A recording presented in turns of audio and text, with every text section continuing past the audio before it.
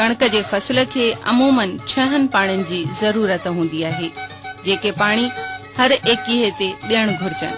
पर कुर पोख खे शुरूआती 2-3 तकड़ा पाणी ज़रूर ॾियण घुर्जनि। ॿी सूरत में ॿिज जो फोटड़ो घटि थींदो।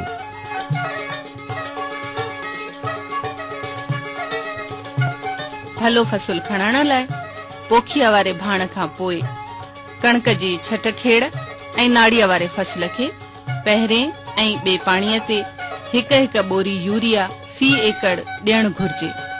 जॾहिं त कुर पोख खे 21 ते 1 बोरी ॾेई मथां ॿी बोरी वरी 21 ॾींहंनि बाद ॾिजे। भाण ॾियण लाइ पोखीअ खां पहिरीं ज़मीन जी मिट्टी लेबोरेटरीअ मां ज़रूर चकास कराइजे ऐं कोशिश करे भाण लेबोरेटरीअ जी रिपोर्ट मुताबिक़ ई ॾिजे। पारां हुकूमत सिंध।